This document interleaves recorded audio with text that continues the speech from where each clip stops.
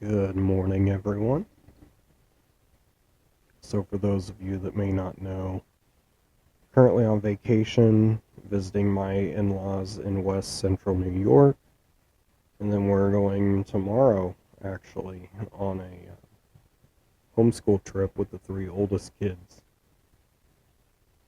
to New York City. We're going to go to like the 9/11 Museum, the Museum of Natural History, Ellis Island, stuff like that. That's some of the stuff that my kids are learning about. As again, those of you that may not know, my wife homeschools them. Um, so yeah, we're having lots of fun times. Um, we got in. Oh man, what day did we get in? I don't know. It's all a blur. Especially after quitting my job, I never know what day it is now. It's very nice. It's lovely. Um, I'm a big proponent of quitting your job in pursuit of things that you actually want to do. If you have a business or if you can find a way to do it and do something that you enjoy with your life, uh, then there's that. But anyway, so yeah, we're in West Central New York.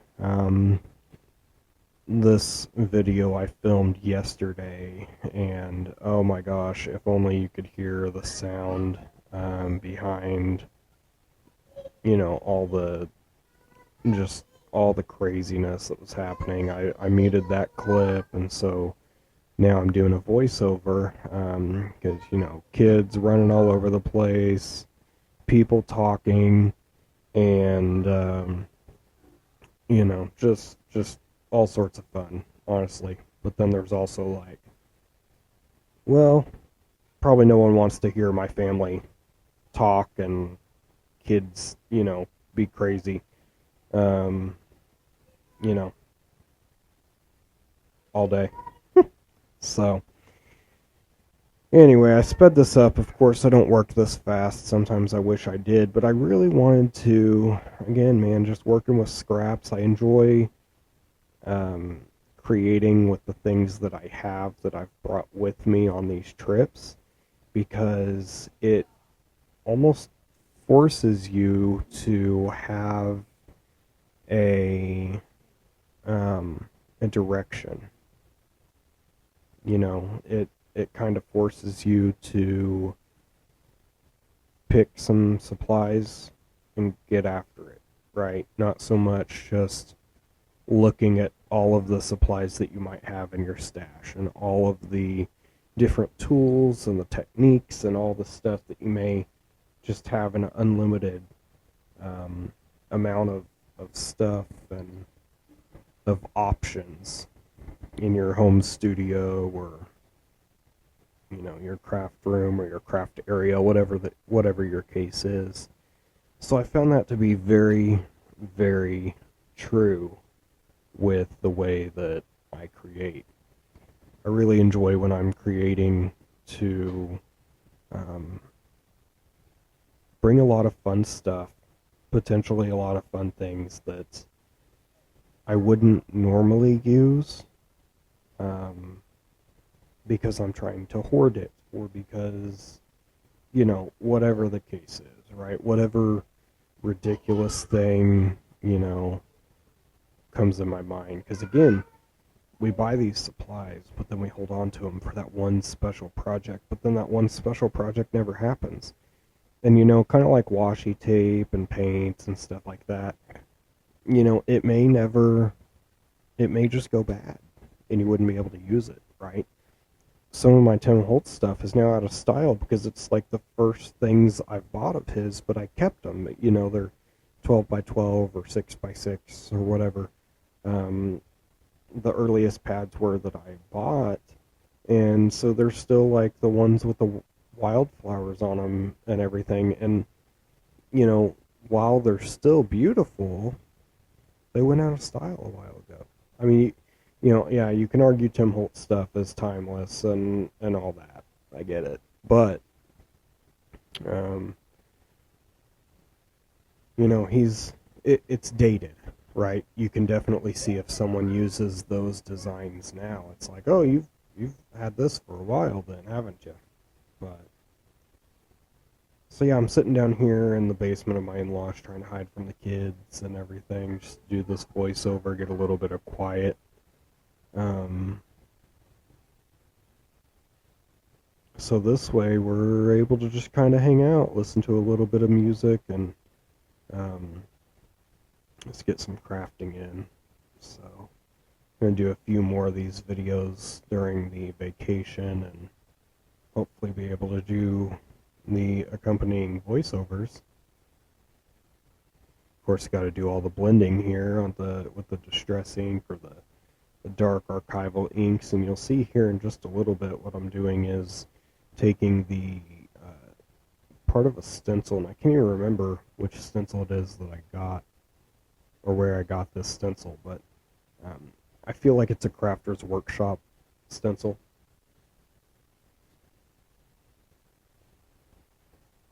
I like what I did with it, but then I got a little cocky and I got my stamps out, started using jet black archival ink.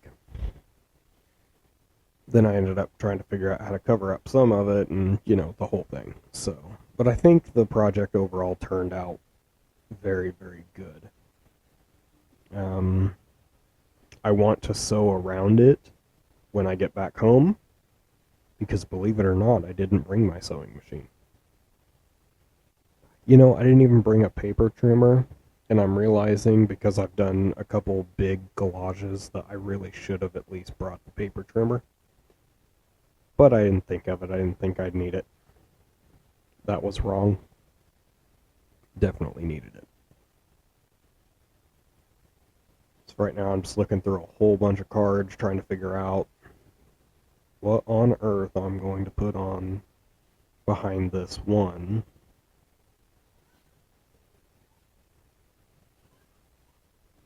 I'm not sure if when I get home if I'll do some of the, I don't know, I guess you could call it interior sewing on stuff that's not just around the edge, not just around the perimeter.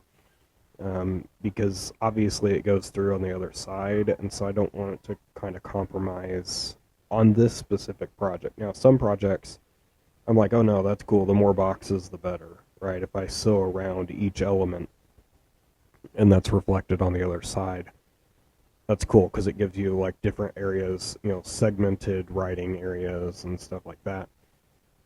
Sometimes I just like that, but I don't think I want to do that on this one. Also, those Tim Holtz file folders are pretty thick by themselves, let alone a few layers of paper on it. So I think I'm just going to sew around the border, sew around the perimeter of it. So let me know what you think down here in the comments with the with all this fun stuff. Of course, if you'd like to buy anything that I make, let me know.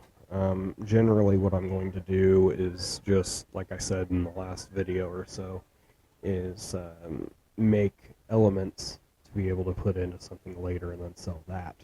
However, if anyone's ever interested in the stuff that I make in these videos, then feel free to shoot me a message or something.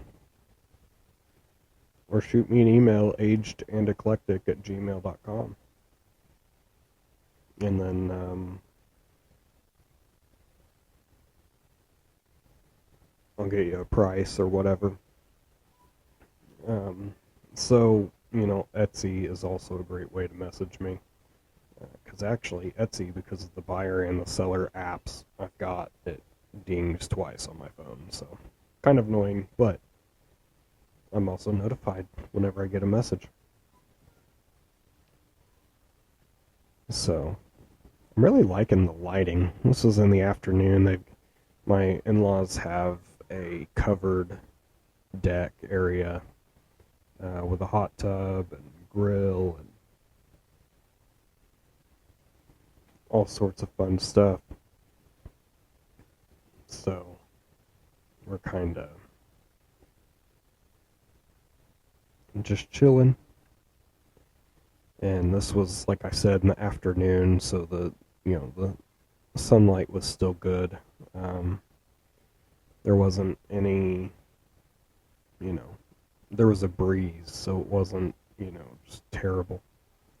And this is where I realized I messed up. I went a little too far over to the right, that one, on that jet black archival right there. So I'm trying to figure out, like, I get some paper? Do I get some cheesecloth that's dyed and everything?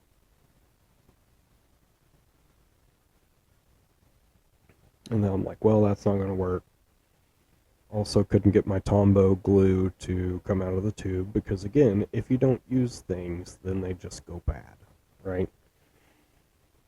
Also, need more glue stick, by the way.